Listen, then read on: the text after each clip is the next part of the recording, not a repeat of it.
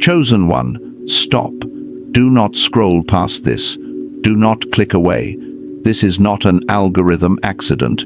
This is not a random video that just happened to appear on your feed. This is a divine appointment. If you are hearing this voice right now, it is because God woke you up early, or He kept you up late, specifically for this moment.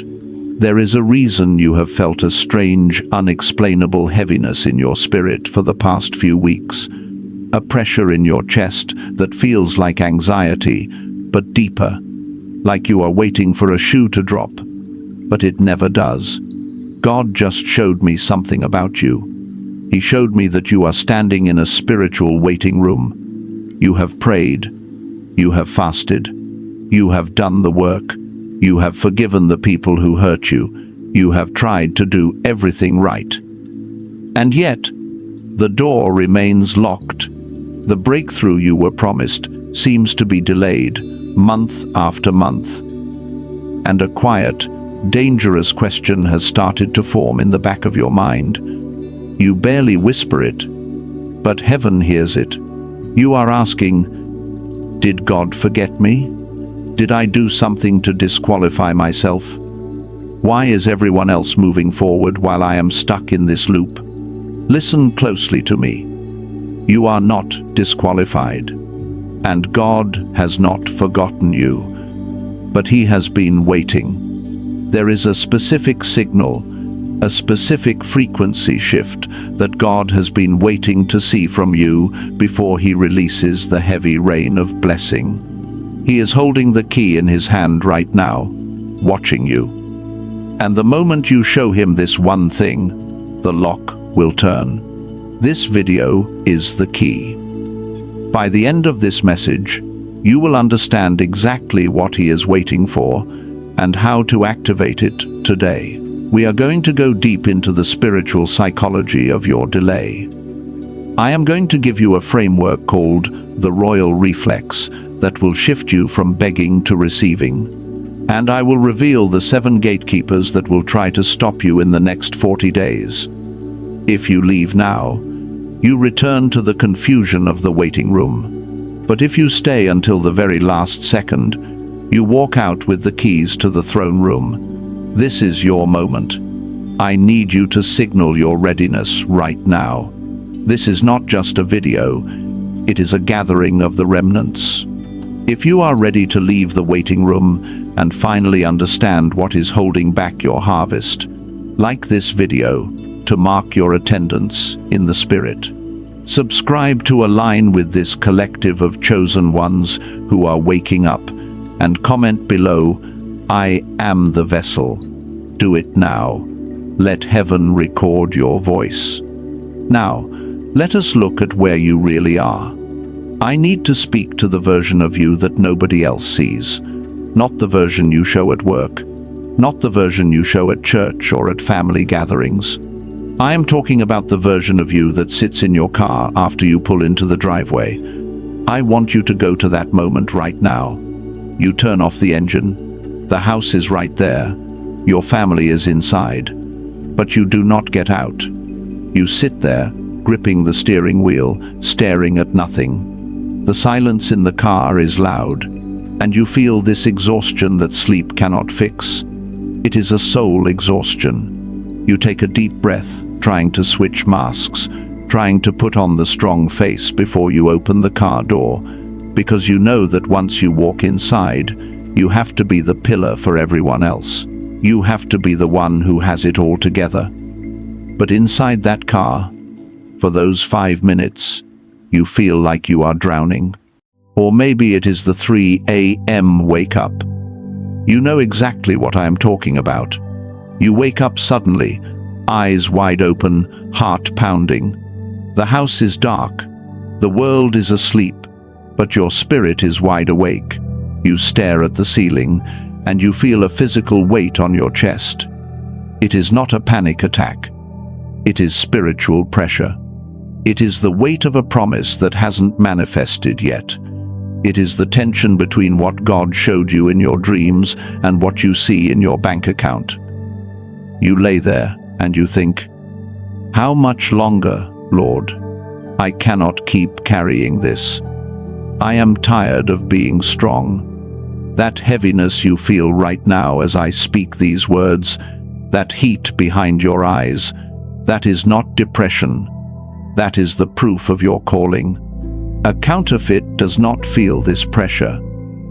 Only the chosen feel the crushing weight of the oil before it flows. You have been interpreting this silence as rejection. You think because the answer hasn't come, God is saying no. Or worse, you think He is angry with you. But I need to show you what is really happening in the spirit realm. We need to look at the book of Habakkuk, chapter 2, verse 3. You have heard this verse before, but you have never heard it unpacked like this. The scripture says, "For the revelation awaits an appointed time. It speaks of the end, and will not prove false, though it linger. Wait for it. It will certainly come, and will not delay." I want to focus on that phrase, though it linger. In the English translation, linger sounds lazy.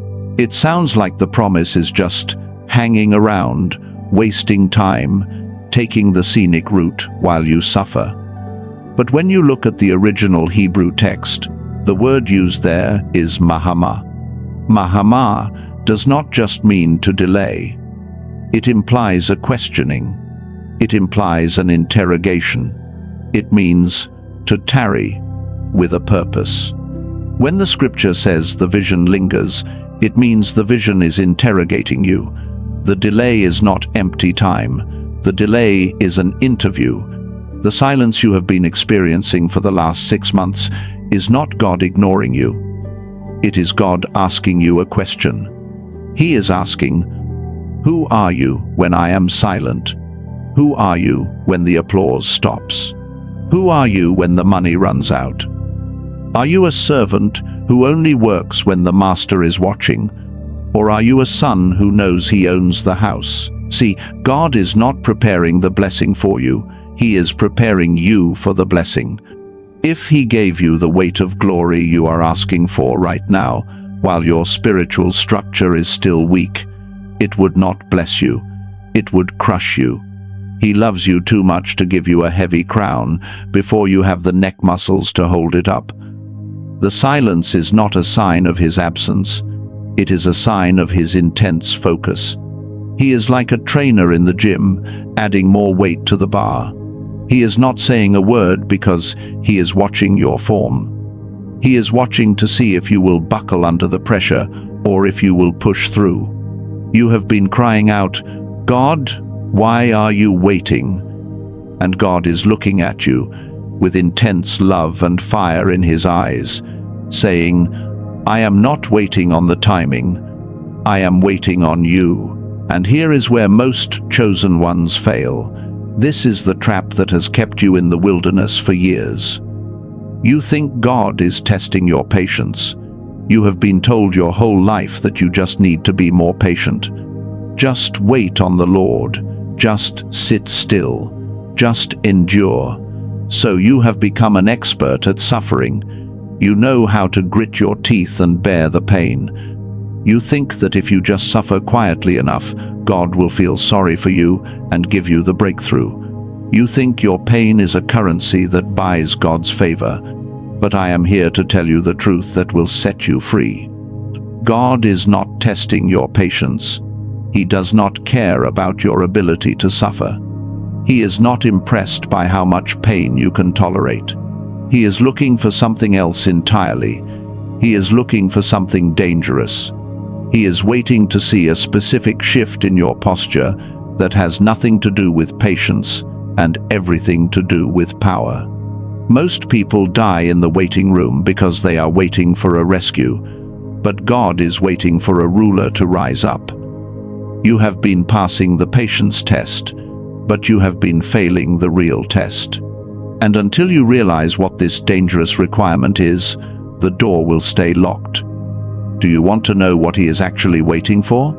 Here is the answer that will unlock your destiny. God is not waiting for your patience. He is waiting for your capacity. You have spent months, maybe years, proving to God that you can suffer quietly. You have convinced yourself that the test is about endurance. You think that if you can just hold your breath long enough, if you can just suppress your frustration well enough, God will reward you for being a good, quiet child.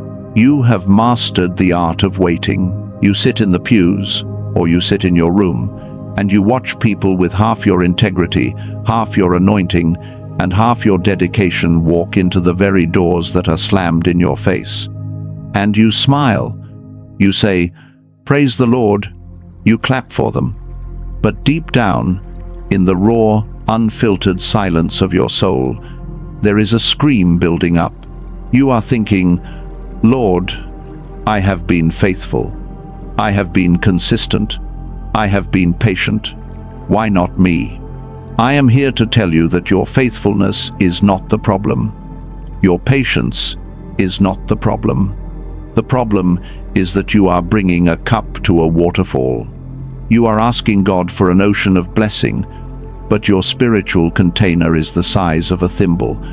If God answered your prayer right now, if He released the full weight of the glory you are asking for, it would not bless you.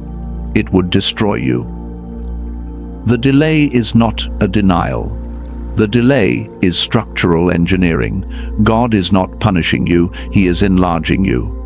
We need to go to the book of Luke, chapter 5, verse 37. You have read this before, but you need to see the physics behind it.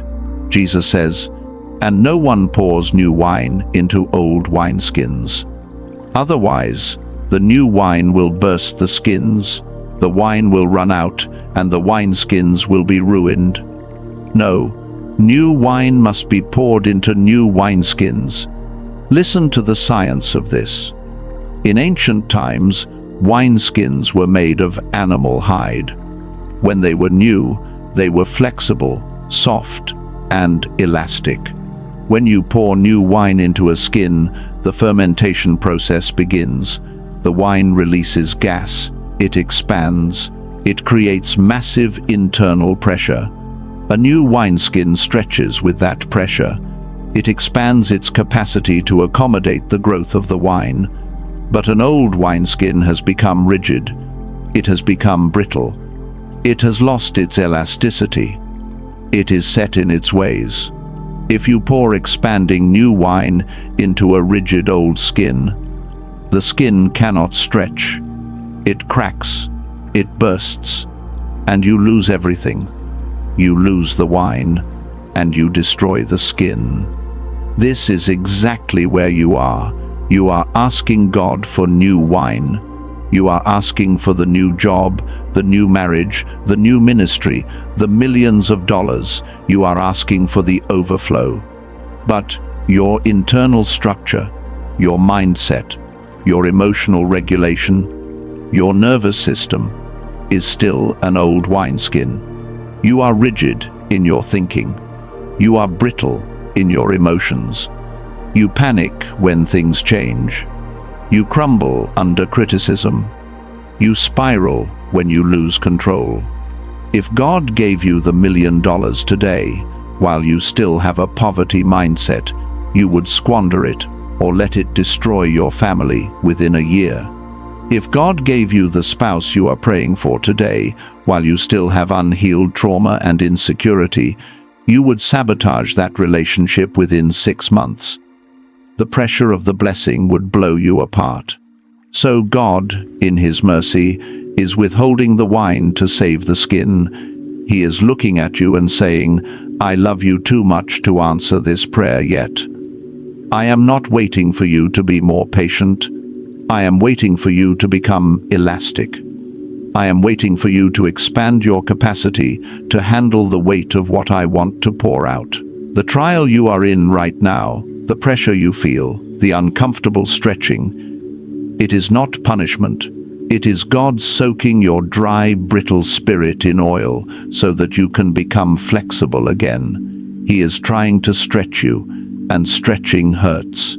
Stretching feels like tearing, but it is the only way to make room for the overflow. You need to understand the difference between a servant who waits and a son who prepares.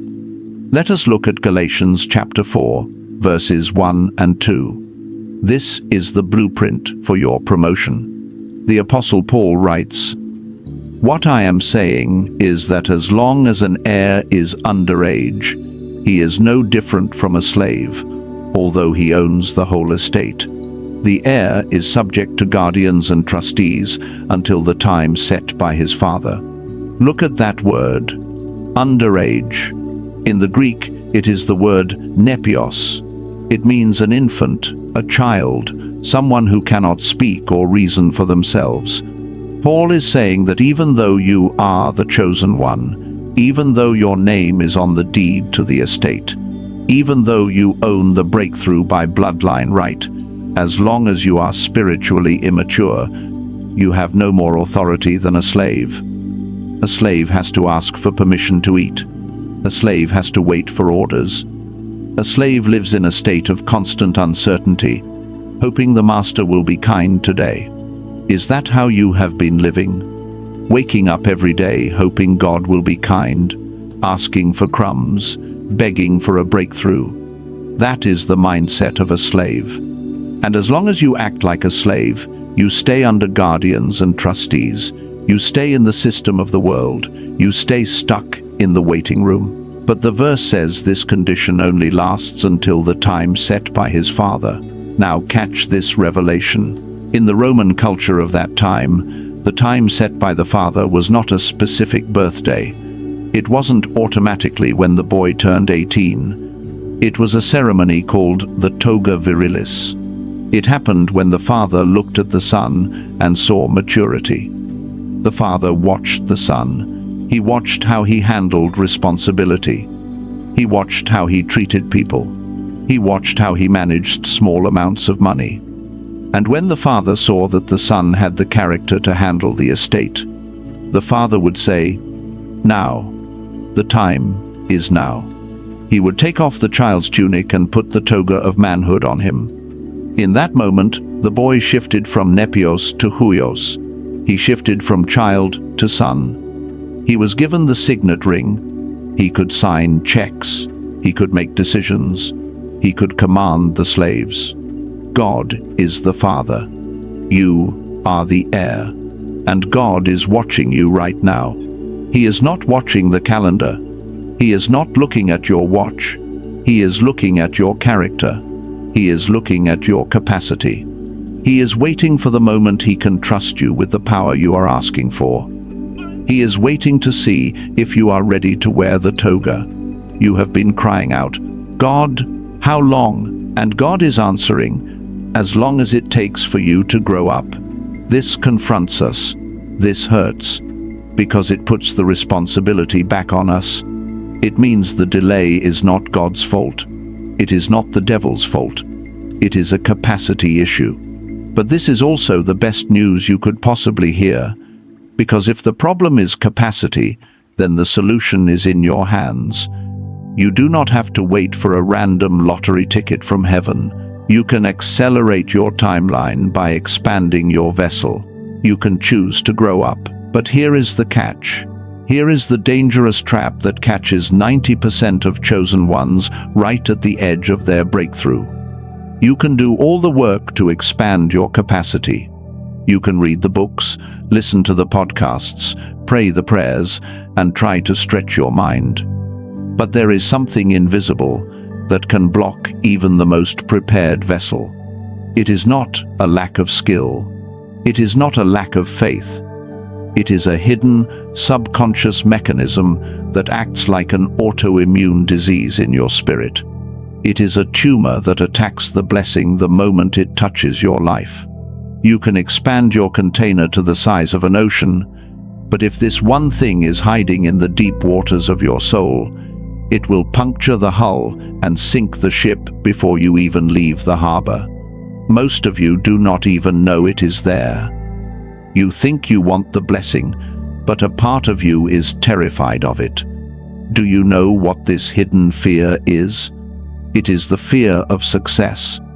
I know you immediately want to reject that. You are shaking your head. You are saying, "No, that is ridiculous. I have been praying for success for years. Why would I be afraid of the very thing I want?" But listen to the whisper in the darkest corner of your mind. There is a voice that speaks to you when you are on the verge of a breakthrough. It says, "What if I get it, and I am not good enough to keep it? What if I get the promotion, and everyone realizes I am a fraud? What if I get the marriage, and I ruin it just like I ruined the last one? What if the blessing exposes my weakness instead of covering it?" This fear is not logical. It is visceral. You are comfortable in the wilderness. You hate the wilderness, yes, but you know the wilderness. You know how to survive on little. You know how to handle rejection. You have built an entire identity around being the underdog, the survivor, the one who suffers. The valley is painful, but it is familiar. The mountain, however, is unknown. The mountain brings visibility. The mountain brings responsibility. The mountain brings judgment. And deep down, your nervous system interprets that visibility as danger. You are subconsciously sabotaging your own prayers because your body feels safer in the struggle than it does in the victory. You are stepping on the gas and the brake at the same time. You are crying out for rain, but you are secretly terrified of the flood. We need to perform surgery on this right now. I want to validate this fear. It does not mean you are crazy. It does not mean you lack faith. It means you have trauma. You have watched people you love get blessed and then destroy themselves. You have seen leaders fall. You have had moments in your own life where you touched a level of happiness and then the floor fell out from under you. So now you have a defense mechanism that says, "If I do not get my hopes up, I cannot be hurt. If I stay small, I stay safe." This is the root. This is the autoimmune disease in your spirit attacking the prophecy. But you cannot steward a kingdom if you are afraid of the throne. This brings us to the most critical shift you will ever make in your life. You must move from the beggar mindset to the steward mindset. For years, you have approached God like a beggar on the street corner. Your prayers sound like desperation. "Please, God, help me. Please, God, I am drowning. Please, God, just this one time." I understand that pain. God hears your cry. But He cannot build a kingdom with beggars. He builds kingdoms with stewards. Think about the difference. A beggar asks for money because he has a need. A steward asks for money because he has a plan. A beggar focuses on the relief of his pain. A steward focuses on the management of resources. A beggar says, "God, give me $1 million so I can stop worrying." A steward says, "Father, I have prepared the accounts. I have studied the market. I have built the team. I am ready to manage the resources for your purpose." The energy is completely different. Desperation repels blessing. Preparation attracts blessing. When you pray from a place of desperation, you are sending a signal to the spiritual realm that you are empty, that you are a victim, that you are powerless. You are telling God, "I am not ready." But when you shift to stewardship, you stop asking God to rescue you, and you start asking God to resource you. You stop looking at what you lack, and you start managing what you have. You treat your current apartment like it is the mansion you prayed for. You treat your current job like it is the company you own. You treat your $5 like it is 5 million. That is the signal. That is the frequency that turns the key. You must stop praying like a widow who has lost everything and start planning like a bride who is preparing for a wedding. But there is a paradox here. A dangerous paradox that separates the true chosen ones from the ones who just want a transaction. And this is the hardest thing I will ask you to do today. You will only receive the thing you want when you stop needing it to survive. As long as you feel that you will die without this blessing, it has become an idol. And God will never give you an idol. He is a jealous God. If you think that money will fix your soul, money is your God. If you think that relationship will make you whole, that person is your God. And God will block that blessing to save you from idolatry. So the shift is this: you must reach a place of total detachment. This does not mean you stop wanting it. It means you stop gripping it. It means you look at the promise and say, "Father, I desire this. I have prepared for this. But if you never give it to me, I am still whole. I am still yours. I am still okay. I want you to do something with me right now. Do not close your eyes if you are driving. Just do this with your mind. I want you to imagine that the thing you want most, the specific blessing you have been crying for, is a physical object in your hands. Feel the weight of it. Feel how tightly you are gripping it. Your knuckles are white. You are terrified of losing it. Now, in your mind, I want you to imagine an altar in front of you. It is a stone altar, warm with the presence of God. I want you to visualize yourself walking up to that altar. Feel the resistance. Your flesh wants to hold on, but you step forward. You extend your hands over the altar, and you open your fingers. You let it go. You watch it sit there on the altar. You take a step back. You take a deep breath. Your hands are empty, but your heart is full. You are saying to God, "It is yours. It was always yours." Do you feel that shift in your chest? That release of tension? That is the sound of an idol breaking. That is the sound of a vessel opening up. When your hands are gripping the outcome, they are closed fists. God cannot put anything into a closed fist. But now that your hands are open in surrender, they are ready to receive. You have moved from begging to stewardship. You have moved from desperation to trust. You have proved that the blessing is not your God. Now you have the identity. You are no longer a slave begging for crumbs. You are a son, a daughter, a steward preparing for the estate. But identity without action is just a fantasy. You can feel like a king in your heart. But if you do not move like a king in the physical world, nothing changes. You need a Jiao Thuk.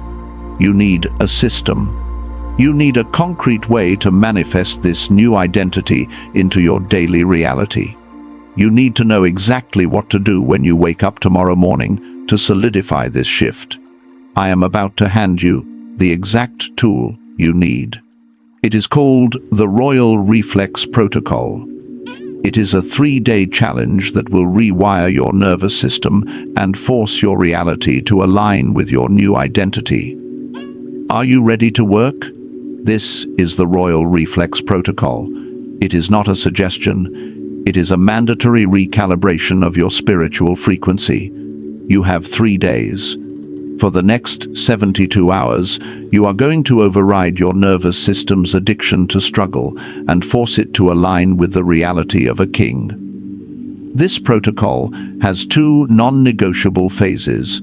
You must execute both of them with military precision. Phase 1 is the linguistic alignment. We are fixing your mouth. For years, your vocabulary has been betraying your destiny. You pray for provision, but then you walk into the kitchen, look at the empty fridge, and say, "I am so broke." You pray for healing, but you tell your friends, "My back is killing me." You are canceling your own prayers the moment you stand up from your knees. In the spiritual realm, your words are not just descriptions of your reality. They are the GPS coordinates for your future. When you say, "I am broke," you are sending a location pin to the spirit of poverty, inviting it to come and dwell with you. So, for the next 3 days, you are strictly forbidden from speaking any word that describes your lack. We are applying Romans chapter 4, verse 17, calling things that are not as though they were. But we are going to go deeper than just positive thinking. This is about tense shifting. You must stop speaking in the future hope tense and start speaking in the present possession tense. Stop saying, "I hope God will provide." That is the language of a beggar who is outside the gate. Start saying, "I thank you, Father, that provision is already settled." That is the language of a son who is sitting at the table. Here is your specific assignment. Every time a thought of fear or lack enters your mind in the next 72 hours, you must verbally interrupt it. Do not just think it, speak it out loud. If the thought comes, "I am never going to meet anyone," you must say out loud, "My divine connection is already scheduled, and they are looking for me right now." You might feel crazy doing this. Good. Noah looked crazy building an ark when there was no rain. David looked crazy running toward a giant with a sling. The kingdom of God always looks crazy to the carnal mind until the rain starts falling.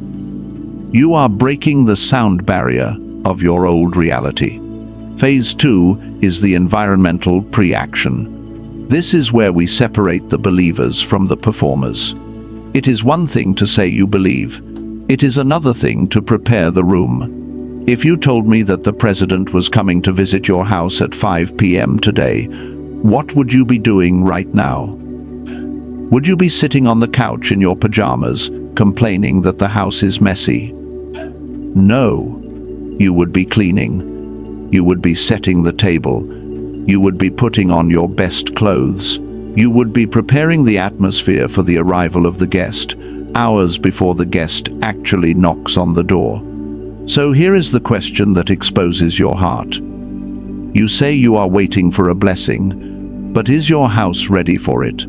If God sent the spouse you are praying for to your door right now, would you be embarrassed by the state of your apartment? If God sent the business contract today, is your paperwork organized enough to handle it? The royal reflex is the act of preparing the space before the manifestation appears. Here is your mental action step. I want you to visualize the specific area of your life where you are waiting for a breakthrough. Is it your career? Is it a relationship? Is it your health? Now, I want you to identify one physical action you can take right now, in the next 10 minutes, that proves you believe it is coming. If you are believing for a new car, go clean out your garage, make a space for it. If you are believing for a new business, go register the domain name today. If you are believing for a marriage, clean out half of your closet. Make physical room for another person to enter your life. Do not underestimate the power of this. When you clean the garage for a car you do not have yet, you are shouting a prophecy with your body. You are telling the universe, I am so sure this is happening that I am getting ready now. This creates a vacuum in the spirit, and nature abhors a vacuum. When you create empty space with expectation, heaven is obligated to fill it. Let me tell you about a chosen one named David. That is not his real name, but his story is real, and he might be listening to this right now. David was unemployed for 11 months. He was a high-level executive, but he lost everything during a merger. He applied for hundreds of jobs. Nothing. Ghosted. Rejected. He fell into a deep depression. He stopped shaving. He stopped getting dressed.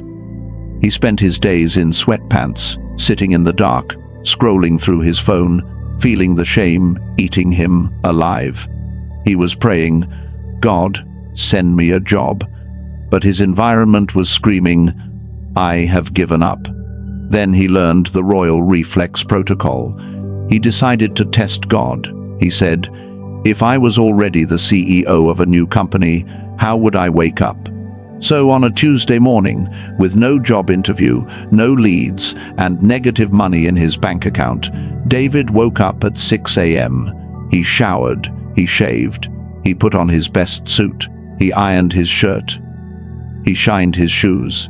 He made coffee and sat at his kitchen table, not with his phone, but with a notebook. He wrote down a strategy plan for a company that had not hired him yet. He did this for 3 days. His wife looked at him like he had lost his mind. She said, "David, where are you going?" He said, "I'm going to work," even though he was just sitting at the kitchen table. On the third day, at 2 p.m., while he was sitting there in his full suit, reviewing his strategy, his phone rang. It was a headhunter he had not spoken to in 5 years. The headhunter said, "David, this is going to sound strange. I was just in a meeting with a board of directors, and your name just popped into my head out of nowhere. They are looking for someone to lead a turnaround. Can you jump on a Zoom call in 20 minutes? David didn't have to scramble. He didn't have to panic and find a shirt. He didn't have to wake up his energy. He was already dressed. He was already in the frequency of authority. He looked at the camera and said, "I am ready." He got the job. It paid double what his old job paid. And when he asked the headhunter later, "Why did you call me?"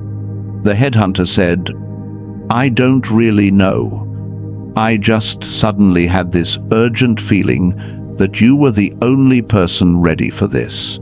David didn't get the job because he prayed harder.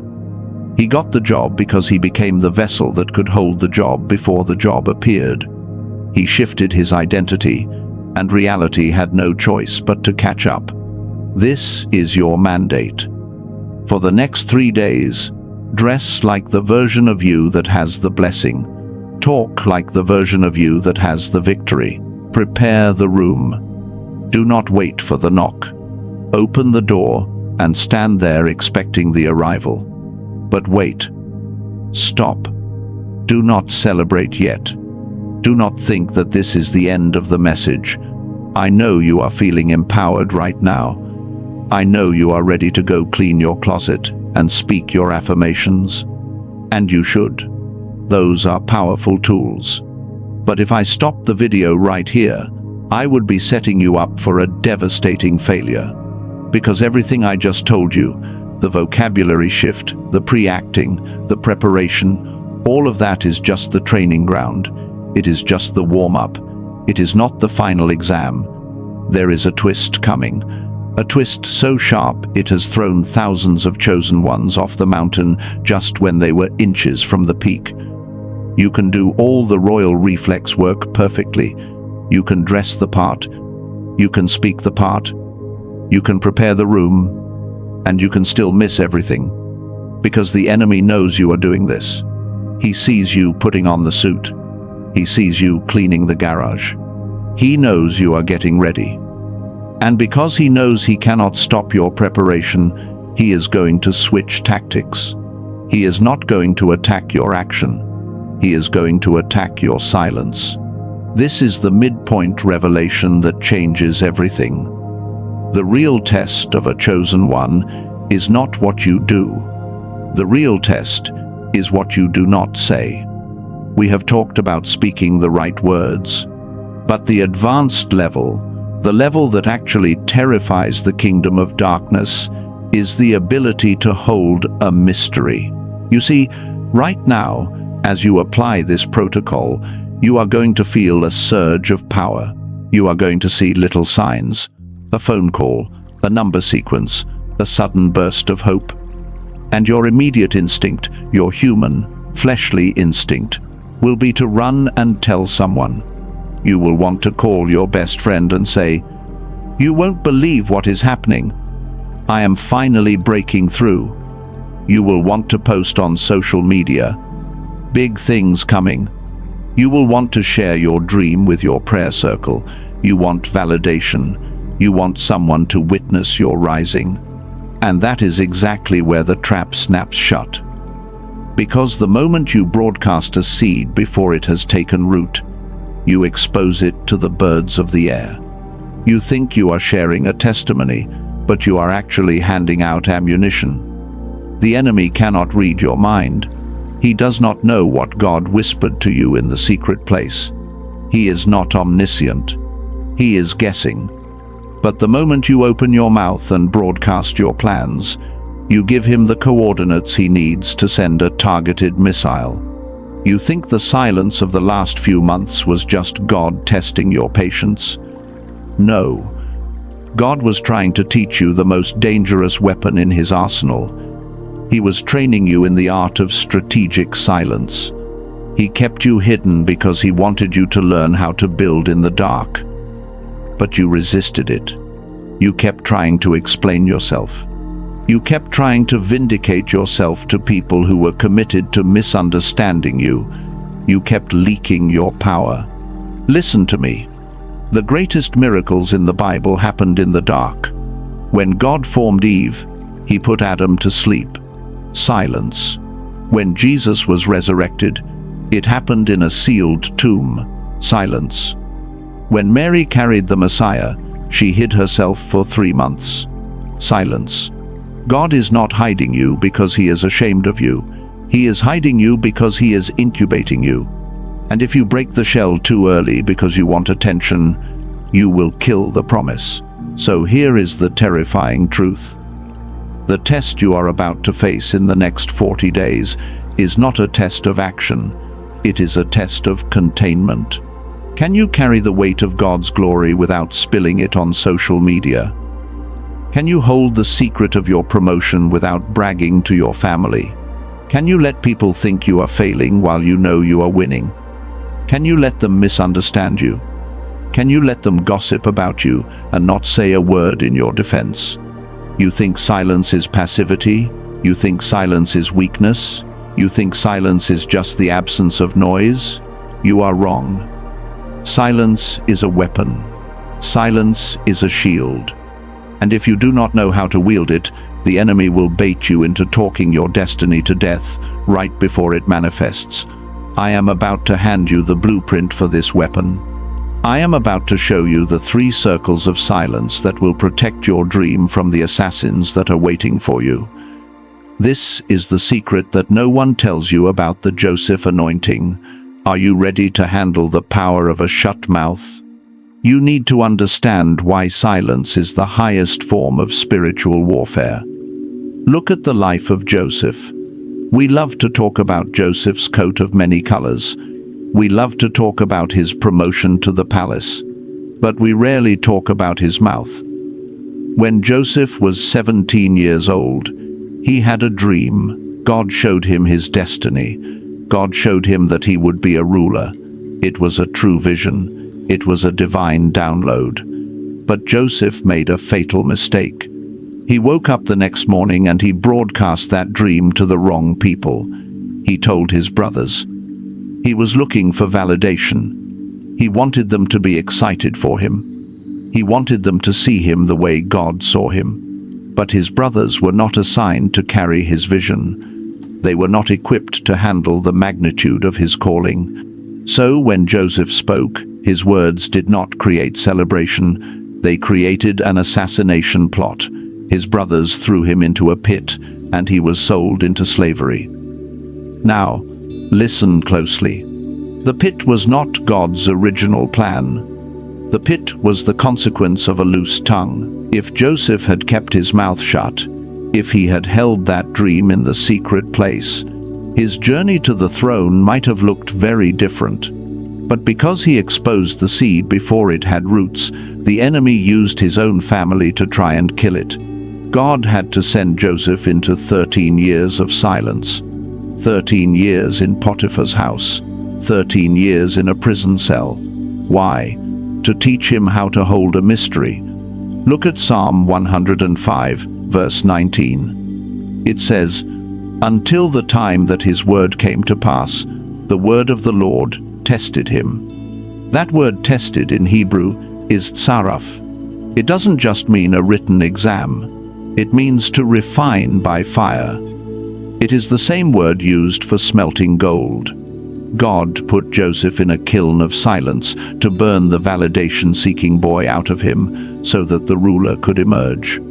By the time Pharaoh called Joseph out of the dungeon to interpret a dream, notice the difference. Joseph didn't brag. He didn't say, Look at me, I'm special. He simply did the job. He had learned that his power didn't come from people's applause, it came from God's presence. He learned that power leaks when you talk too much.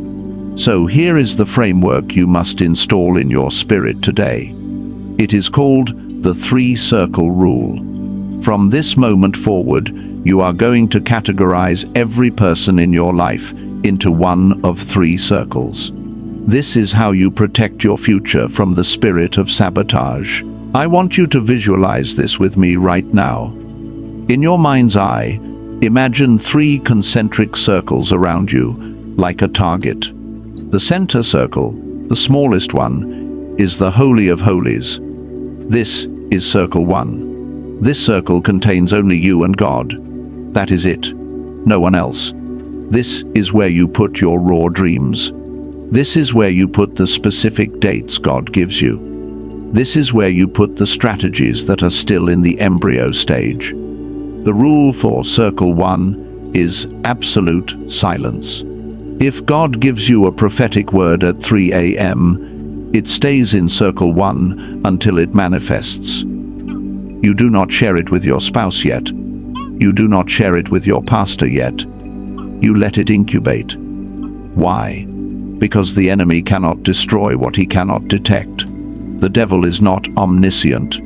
He cannot read your mind. He can only act on the information you give him. If you keep the plan in Circle 1, you are moving in stealth mode. You are invisible to the radar of hell. Surrounding that center point is Circle 2. This is your inner court. This circle is extremely small. It should have no more than 1 or 2 people in it. Maybe your spouse. Maybe a spiritual mentor who has walked further than you. But be very careful here.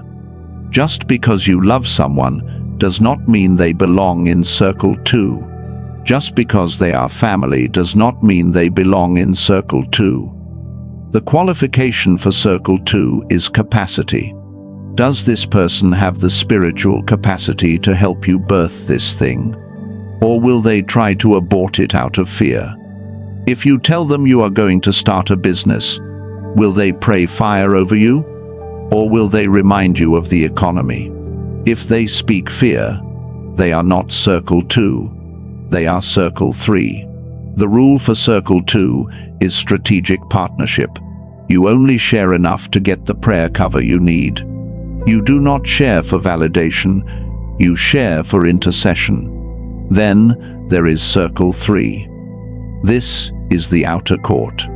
This is everyone else. Your friends, your extended family, your co-workers, and social media. The rule for Circle 3 is simple. They only see the fruit, never the seed. You never tell Circle 3 what you are going to do. You only show them what you have done. You do not post about the car you are saving for. You post a picture of the keys when you buy it. You do not talk about the book you are writing. You show them the cover when it is published. Why? Because Circle 3 is filled with what the Bible calls Sanballats and Tobiahs. People who will stand on the wall and mock your building. If you give them a blueprint, they will find a flaw.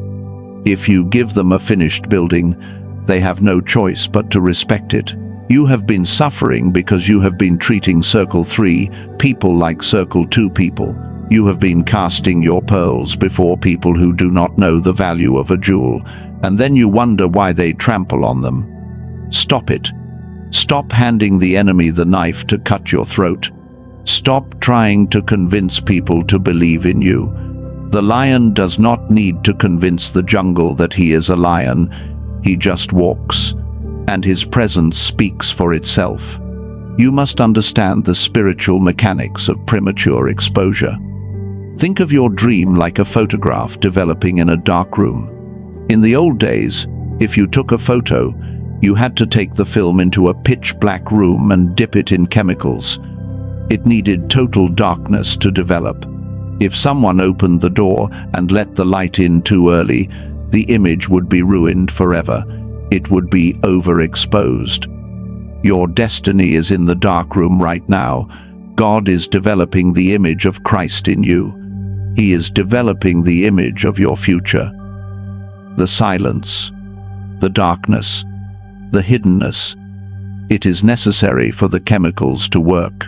But every time you open your mouth and blab about your process to people who don't understand, you are cracking the door open. You are letting the harsh light of human opinion flood into the dark room. And you are washing out the image that God is trying to print on your soul.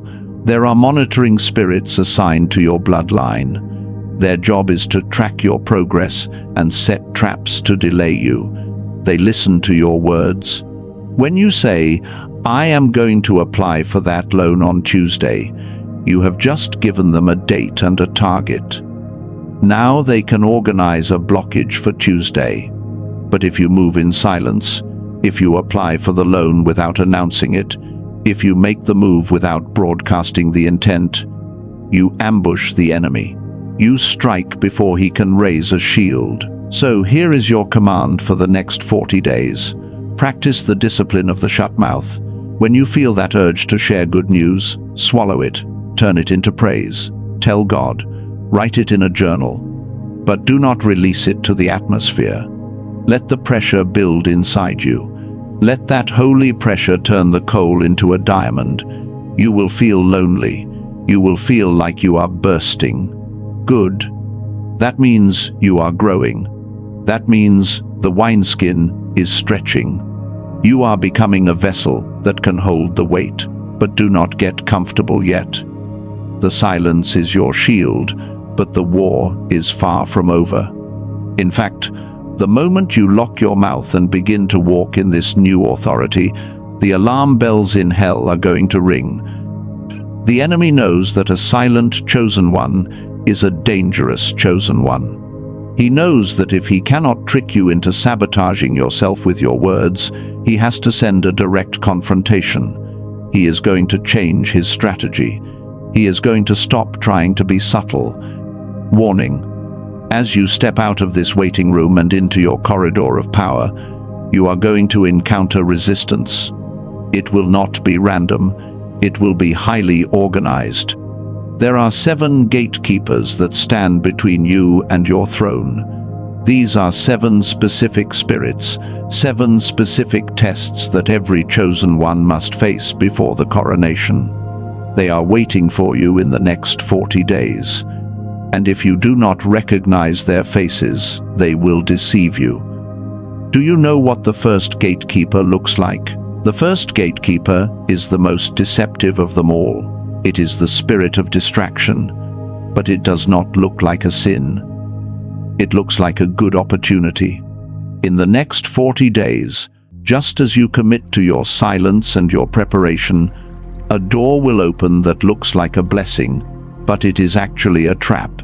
It might be a job offer that pays well but takes you away from your purpose. It might be a request to help someone in a crisis that is not your crisis to solve. The enemy knows he cannot tempt you with evil anymore because you are too spiritually mature for that. So he will tempt you with the good to keep you from the great. He wants to fill your calendar so that he can empty your spirit. Your weapon against this gatekeeper is the word no. If it does not align perfectly with the vision in your circle 1, you must decline it without guilt. The second gatekeeper is the spirit of offense. This is the assassin of focus. Sometime in the next few weeks, someone is going to disrespect you. It might be a co-worker, a family member, or a random stranger. They will say something that cuts deep. They will trigger an old wound. This is not random. This is a calculated setup. The enemy wants you to get angry. He wants you to spend 3 days replaying the argument in your head, composing imaginary comebacks, and stewing in bitterness. Why? Because you cannot create your future when you are mentally fighting in the past. Offense is the bait. Do not bite the hook. When the disrespect comes, and it will come, recognize it immediately. Say to yourself, I see you. You are trying to steal my energy. And then choose to be unoffendable. Keep walking. The king does not stop his chariot to bark back at the dogs. The third gatekeeper is the ghost from the past.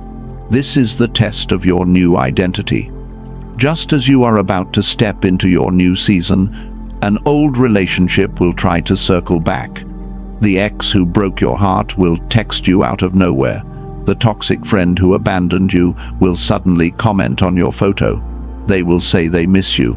They will say they have changed. Do not be fooled. They are not coming back for you. They are coming back for your light. They sense the shift in your spirit, and they want to feed off your new momentum.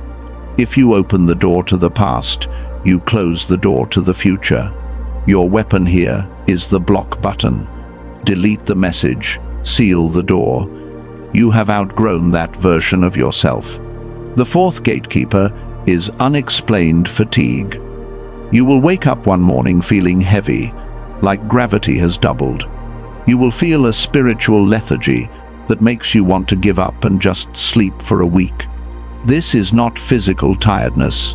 This is spiritual resistance. It is the same spirit that attacked Elijah under the broom tree right after his greatest victory. It whispers, "It is too hard. It is not worth it." When this hits you, you cannot sleep it off. You must worship it off. You must force your body to move. Put on high praise music, walk around your house, shake off the heaviness. Movement breaks the atmosphere. The fifth gatekeeper is the voice of logic. This usually speaks through the people closest to you.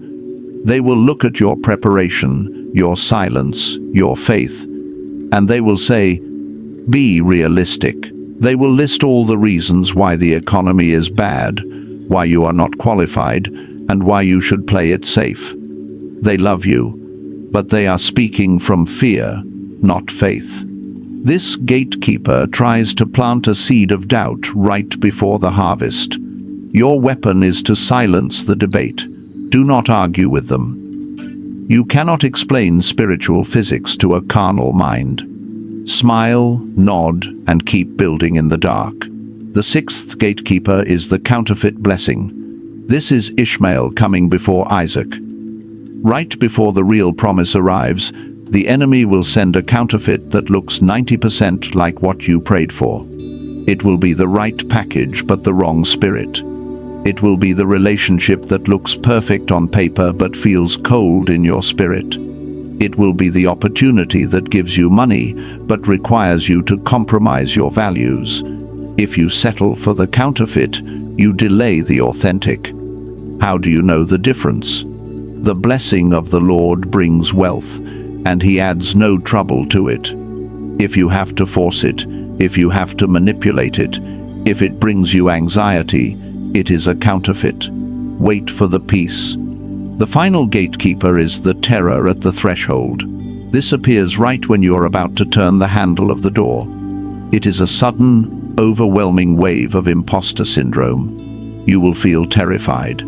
You will think, "I am not ready. I am going to fail. Who am I to be here?" This fear is actually a good sign. It means you are stepping into territory that is bigger than your ego. It means you are about to rely on God's strength, not yours. Do not retreat from the fear. Walk through it. The fear is just the smokescreen guarding the treasure. Why did I tell you this will happen in the next 40 days? Why 40? Because 40 is the biblical number of probation and transformation. It rained for 40 days and nights during the flood to cleanse the earth. Moses was on the mountain for 40 days to receive the law. The spies explored the land for 40 days. Jesus was in the wilderness for 40 days before he began his ministry. You are in your 40-day transition. You are in the tunnel between the wilderness and the promise. This is the most critical time of your life. The enemy is throwing everything he has at you because he knows his time is short. He knows that if you make it through these 40 days, without quitting, without speaking death, and without turning back, he loses you forever. So stand firm. Put on the full armor of God. Keep your mouth shut in the 3 circles. Keep your eyes on the promise. You are not fighting for a victory. You are fighting from a victory. The outcome is already written. You just have to hold the line until the manifestation catches up with the declaration. But I know that knowing the enemy is one thing, defeating him is another. Sometimes, when the attack is fierce, you need more than just a strategy. You need a witness. You need to know that someone else has faced these exact gatekeepers and walked out on the other side with the gold. I want to tell you about a chosen one named Sarah. She faced the first gatekeeper, the distraction of the good, in a way that nearly cost her everything. And her story is the proof you need to understand exactly how this victory works. Sarah had been praying for a financial breakthrough for 8 months. She was a graphic designer, and the debts were piling up. She was applying the royal reflex. She was dressing for work every day, even though she had no clients. She was keeping her mouth shut in Circle 1. Then, the first gatekeeper arrived. She got an email offering her a full-time contract with a marketing agency. The salary was decent. It was enough to pay the bills. It was safe. Everyone in her Circle 3 told her to take it. They said, "Sarah, you have to be realistic. You have bills to pay." But Sarah felt a check in her spirit. You know that feeling. It is a knot in your stomach that refuses to loosen, even when the logic makes sense. She knew that this job would demand 60 hours a week. She knew it would leave her zero energy to build the ministry business God had shown her in a dream. It was a counterfeit blessing. It was good, but it was not God. She sat at her computer. Her hands were shaking. She typed a reply, turning down the job. Her finger hovered over the send button. The voice of fear was screaming in her ear. "What are you doing? You are going to starve." But she remembered the identity shift. She remembered that she was not a beggar. She was a steward. And a steward does not accept resources that compromise the master's vision. She pressed send. She closed the laptop, and she went to her bedroom and worshipped. For 2 weeks, nothing happened. The silence was deafening. The doubt tried to creep back in, but she held the line. She kept her circle tight. She kept her confession pure. Then, exactly 17 days later, her phone rang. It was the creative director of a global brand she had admired for years. He said, "Sarah, we saw your portfolio online. We don't want to hire you as an employee. We want to contract your agency for a project." The budget for that one project was double the annual salary of the job she turned down, and she could do it in 20 hours a week. Sarah didn't get the breakthrough because she worked harder. She got it because she passed the test of the counterfeit. She proved to God that she trusted His promise more than she feared her lack.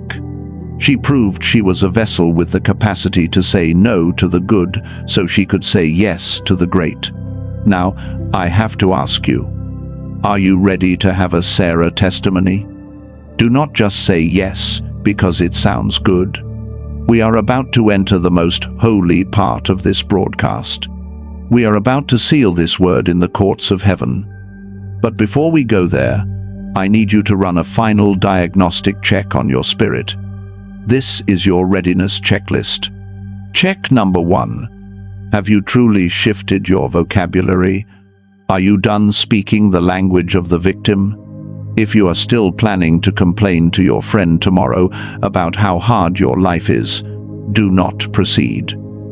The seal will not stick on a complaining tongue. Check number 2. Is your environment prepared? Have you done the pre-action? If Jesus knocked on your door tonight to hand you the keys, is your house in order? If not, Make a covenant with yourself right now that you will fix it immediately after this video. Check number 3. Are your circles defined? Have you identified who is in your circle 1 and who is in your circle 3? Are you ready to suffer the pain of being misunderstood in order to protect the seed of your future? If you can say yes to these 3 things, then you are standing at the open door described in Revelation chapter 3, verse 8. The verse says, "See, I have placed before you an open door that no one can shut." Listen to me. The enemy can distract you. He can annoy you. He can delay you. But he cannot shut a door that God has opened. The only person who can shut that door is you, by retreating into fear. We have come to the end of the teaching, but we have just arrived at the beginning of the transformation. You have the knowledge. You have the framework. You have the warning about the gatekeepers. But information alone does not change a life. Impartation changes a life.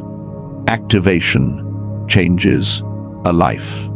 What we are about to do in the next few minutes is not just a prayer. It is a spiritual, legal transaction. We are going to seal the royal reflex protocol into your nervous system. We are going to bind the 7 gatekeepers, and we are going to commission you as a steward of the coming glory. I need you to shift your focus right now. Stop multitasking. If the TV is on, turn it off. If you are scrolling through comments, stop. Bring your full attention to this moment. The atmosphere is shifting right now. Can you feel it? That tingling on your skin? That is the cloud of witnesses gathering around you. They are watching to see if you will step into your inheritance. I want you to do something for me. If you are in a safe place, if you are at home, I want you to physically stand up. Stand up on your 2 feet. Why?